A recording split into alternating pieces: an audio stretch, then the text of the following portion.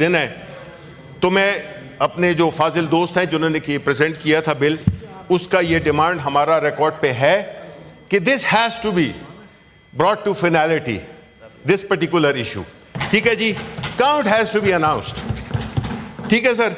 अब सर मैं आपसे दरख्वास्त करता हूं कि दिन की, जी सर, आप सर इस बारे में कुछ कहेंगे या मैं बात करूं? जी, thank you sir, you have been always very kind.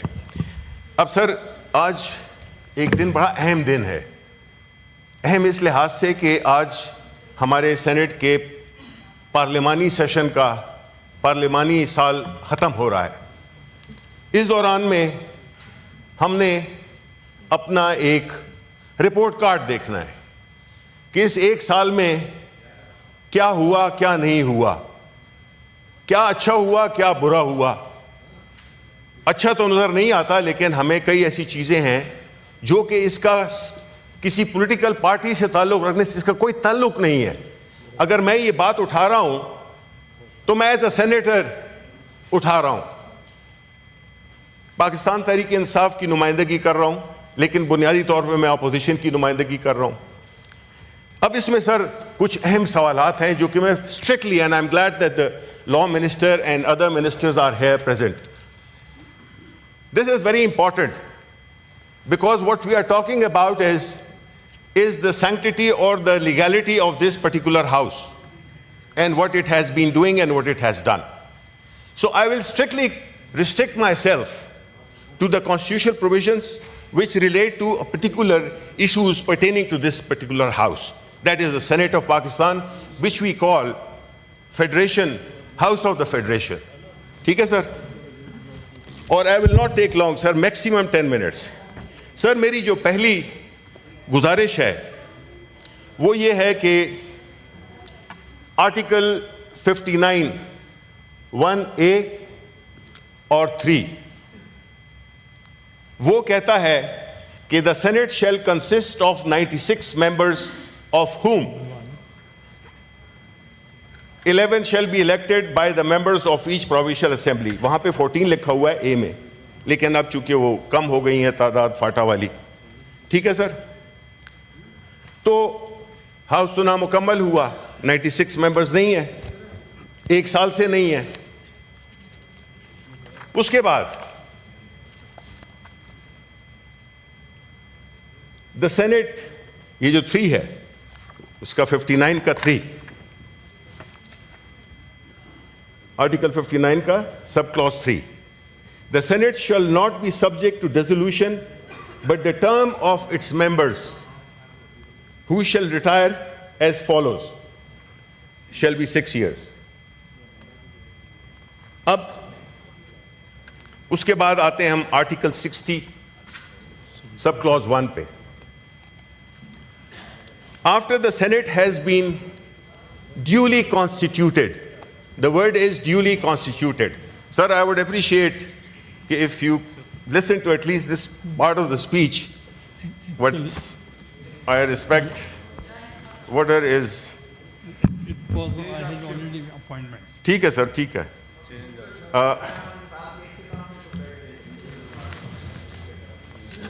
Ji, article 60 है सर, वो क्या कहता है? After the Senate has been duly constituted, Siddiqui साहब। सर मैं सुन रहा हूँ। वर्ड ड्यूली कॉन्स्टिट्यूटेड पे जरा उसको अंडरलाइन कीजिए। It shall be its at its first meeting and to the exclusion of any other business elect from amongst its members a chairman and a deputy chairman, and so often as the office of chairman or deputy chairman becomes vacant, the Senate shall elect another member as chairman, or as is the case may be deputy chairman. The term of clause 2, the term of the office of the chairman or deputy chairman shall be 3 years from the day on which he enters. अब sir पहली बात हुई 59 के house 96 members पे मुश्तमिल है, और दूसरी कि ये इलेक्शन करेंगे डिप्टी चेयरमैन और चेयरमैन, पहला बिजनेस होगा। अब उसके बाद उसमें जो लिखा हुआ है, सर मेरी रिक्वेस्ट है कि ये सारी हम का कॉमन है, ये कॉमन हमारा वो है, इसमें कोई पॉलिटिकल हमारी वो नहीं है। उसका सर ये है कि जब हाउस ड्यूली कॉन्स्टिट्यूट नहीं हुआ तो आपने चेयरमैन और डिप्टी चेयरमैन कैसे इलेक्ट कर लिया। दूसरी बात, the term of the office of the chairman और deputy chairman shall be 3 years from the day on which he enters upon his office. अब सर ये बड़ा इंटरेस्टिंग है, वो इसलिए इंटरेस्टिंग है कि गिलानी साहब ने चेयरमैन का जो हल्फ लिया था वो 8 अप्रैल को लिया था। टर्म है कि 3 साल के लिए होगा। अब जो 3 साल के लिए सेनेट का चेयरमैन और डिप्टी चेयरमैन है वो 8 अप्रैल तक होगा, लेकिन प्रॉब्लम ये आता है कि जो सेनेट का चेयरमैन है और डिप्टी चेयरमैन है, उनकी खासतौर पे चेयरमैन, उनकी टर्म तो 10 मार्च को खत्म हो रही है। तो ये जो बैलेंस पीरियड है 20 दिनों का, ये कैसे सॉल्व होगा, नंबर 1। उसके बाद हम आते हैं सर आर्टिकल 218 पे। 218 बड़ा मुख्तसर, it shall B clause 3, it shall be the duty of election commission to organize and conduct the election and to make such arrangements as are necessary to ensure that the election is conducted honestly, justly, fairly and in accordance with law, and that corrupt practices are guarded against. ये हो गया, ये नहीं हुआ। Election Commission of Pakistan ने अपनी आईनी duty जो कि उसकी फर्ज बनती थी उसने वो अदा नहीं की, और साथ ही साथ में बावजूद इसके कि सुप्रीम कोर्ट ने कहा उनकी जजमेंट में कि the Supreme Court has declared that the Election Commission of Pakistan has failed to perform its constitutional duty to actualise the will of the people and conducted itself in a manner that is not in line with its constitutional duty. Election नहीं हुए खैबर पख्तूनख्वा में, क्यों नहीं हुए, कोई जवाब नहीं है। हाउस ड्यूली कॉन्स्टिट्यूट हुआ, नहीं हुआ। चेयरमैन की टर्म 3 साल होगी, नहीं होगी। जो सेनेट के जो मेंबरान हैं उनकी टर्म 6 साल होगी, नहीं होगी। कैसे होगी जब ये 1 साल तो गुजर गया है कि वो आई नहीं है। तो अगर वो आज भी आते हैं तो उनकी टर्म 5 साल की होगी। ये इस 1 साल का हिसाब कौन देगा? लॉ मिनिस्टर साहब इस पर भी रोशनी डालें। उसके बाद article 224(3), an election to fill the seats in the Senate which are to become vacant on the expiration of the term of the members of the Senate shall be held not earlier than 30 days immediately preceding the day on which the vacancies are due to occur. Subclause 5 of 224, when a seat in the Senate has become vacant, an election to fill the seat shall be held within 30 days from the occurrence of vacancy. Sania Nishtar case is a classic example that how she, belonging to a particular province, that is Khyber Pakhtunkhwa, her resignation was not accepted or delayed, although she had fulfilled all the requirements that qualify as a resignation. 6 महीने 18 सितंबर को उन्होंने इस्तीफा दिया और कल जाके उनका इस्तीफा मंजूर हुआ। चले, देर आयत लेकिन दुरुस्त ना आयत। इसको आप जब कानून की वायलेशन करते हैं, जब आप आइन की वायलेशन करते हैं तो दुरुस्त होता ही नहीं है। ये मुहावरा खत्म हो जाता है वहां पे, दुरुस्त न दुरुस्त। अब जब हम एक ऐसे माहौल में जिसमें के कॉन्स्टिट्यूशन की कितनी प्रोविजंस हैं जो कि वायलेट हुई हैं, उनका मैंने तस्करा आपको कर दिया है। मैंने गिलानी साहब के इलेक्शन का बता दिया है कि उसका क्या होगा कि जब उनकी टर्म पूरी हो जाएगी, उनकी उससे पहले सेनेटर्स का क्या होगा जो 6 साल के लिए मुंतखब होते हैं, उनमें से खैबर पख्तूनख्वा। अब ये सर जो भी कुछ हुआ है उससे तो ये जाहिर होता है कि चूंकि हाउस ड्यूली कॉन्स्टिट्यूट भी नहीं हुआ और जो कवानीन बनाए गए हैं यहाँ पे, यहाँ तक कि आईनी तारामीम की गई हैं, उनकी क्या हैसियत है। अगर आप कानून के नुक्ते से देखें तो हमें इनलाइटन करें लॉ मिनिस्टर साहब कि कैसे जब हाउस की जो पूरी स्कीम है, कॉन्स्टिट्यूशन की जो पूरी स्कीम है, वो डिस्टर्ब हुई है, बड़ी बुरी तरह से वायलेट हुई है, उसको आप कैसे ठीक करेंगे? नंबर वन, तो ये जितने कवानीन आपने पास किए हैं उनकी क्या लीगल स्टैंडिंग है? क्योंकि जिस तरह कहा गया कि ये हाउस ऑफ फेडरेशन है और लॉ मिनिस्टर साहब ने इस किताब को लहराया कि हम इसके मुताबिक चलेंगे, तो मैं भी इसी किताब से, ये पीटीआई ने नहीं लिखी, ये इमरान खान ने नहीं लिखी, ये हमारे दोस्त जो थे बड़े थे अकाबिरीन, उन्होंने लिखी ये, ठीक है। अब जब ये सूरत हाल हो तो मुझे तो एज बहैसियत है, मेरी टर्म क्या है, आज है कल नहीं है, कुछ अरसे बाद रिटायर हो जाएंगे, लेकिन मैं अपनी आने वाली नस्लों का सोच रहा हूं, मैं अपने बेटे अली फराज का सोच रहा हूं कि वो कल ये ना कहे कि बाबा आपके, उसको कोई ताना न दे कि आपके बाबा भी उस हाउस में शामिल थे जिन्होंने ये सारी आईनी खिलाफ वर्जियां की। और क्या पता लगता है कि जितनी भी चीजें हो रही हैं, मुझ पे, आप पे, औरों पे, इलेक्शन कमिश्नर ऑफ पाकिस्तान पे आर्टिकल 6 लग जाए, क्या वईद है? भुट्टो साहब का केस भी तो 50 साल बाद खोला गया था ना, तारीख को दुरुस्त करने के लिए।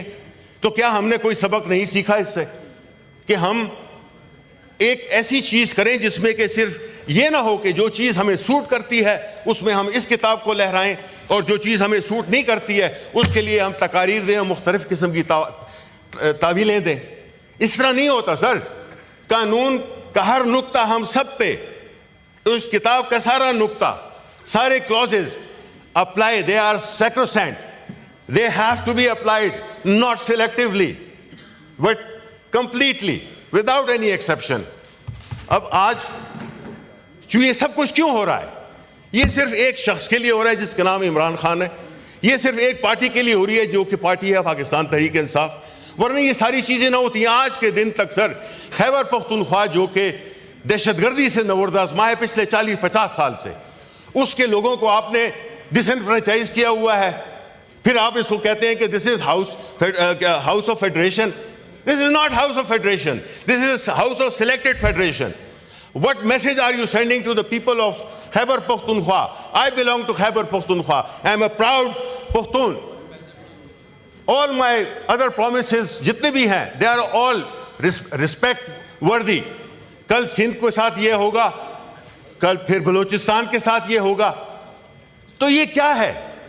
ये फेडरेशन इस मुल्क को इकट्ठा करने की, आया ये चीजें हैं जिसमें कि हम सिलेक्टिवली आइन की को पामाल कर रहे हैं, उसको इस्तेमाल कर रहे हैं, जब ज़रूरत पड़े उसी का नाम उठा लिया। तो सर ये चीज़ें ऐसी हैं कि हम नहीं चाहते कि जिस तरह अगर नेशनल असेंबली हो या प्रोविंशियल असेंबली में किसी एक हल्का, जो उसमें यही होता है कि इतने टाइम के दौरान आपने अपनी री इलेक्शन करना है, क्योंकि हम नहीं चाहते कि वो वाला हल्का इंतखाब की नुमाइंदगी ना हो पार्लियामान में। तो भाई इधर तो पूरा सूबा, इधर तो पूरे सूबे की नुमाइंदगी नहीं है।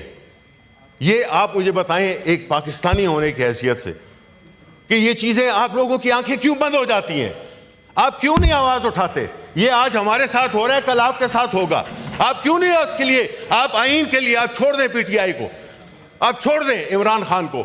आप मुझे बताएं कि इस किताब पे आप अमलदारी क्यों नहीं करते? अगर ये वायलेट हो रहा है उसके सब जिम्मेदार हैं हम सब जिम्मेदार हैं।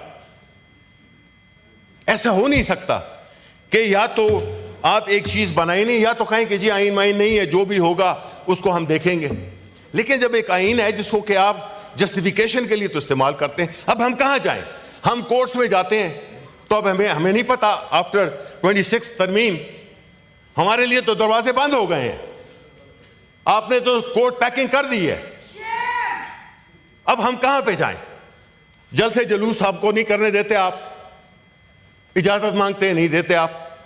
हम किसी भी जगह पे चलाते हैं, आप उधर जाते हैं, जरा वो हो फिर गोली भी चल जाती है हम पे। तो हम जाएं तो कहां जाएं?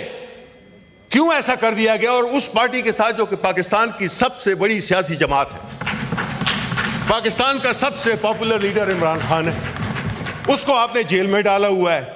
सारे सूबे आपके अंदर से ऐसी शोरशें उठ रही हैं कि उनका वजूद और उनकी खबरें सुनकर ही हमें परेशानी और तशवीश हो जाती है। ये क्या हो रहा है? आर वी बेंट अपॉन, हमने ये तहिया कर लिया है कि हमने इसको मुल्क को इकट्ठा नहीं रहने देना। अगर ऐसा नहीं है तो फिर आपके एक्शंस नहीं बताते कि क्या हो रहा है इस मुल्क में। हर सूबे की इज्जत है। कल सदर साहब ने कनाल्स का जिक्र किया, हम सपोर्ट करते हैं, लेकिन हम चाहते हैं कि जो पीपल्स पार्टी है वो मुनाफिकत से काम न ले, वो एक तरफ खड़ी हो, हम उनके साथ हैं उसूली बुनियादों पर। तो सर ये जो मैंने क्वेश्चंस रेज किए हैं, अब मैं अपनी आखिरी तकरीर ख़त्म कर रहा हूँ, उसमें यह है कि जो आईनी हवाले मैंने दिए हैं, जो बातें मैंने की हैं, उसको स्ट्रिक्टली मेरी दरख्वास्त होगी लॉ मिनिस्टर साहब से कि वो इसके लिए हमें बताएं, क्योंकि वायलेशंस तो न सिर्फ वायलेशन है, ब्लेटेंट वायलेशंस हैं। और इस हाउस की इज्जत तकरीम, अभी 2 मिनट पहले वो उन्होंने इसी किताब को उठाया था, इसी कर कि जी हम तो इसी, जिस तरह डिप्टी चेयरमैन है वो कहते हैं मैं कानून और आइन के मुताबिक बात करूंगा, बड़ी अच्छी बात है, लेकिन आप करते हैं बिल्कुल उसके वो हैं, वो हले बात करते हैं।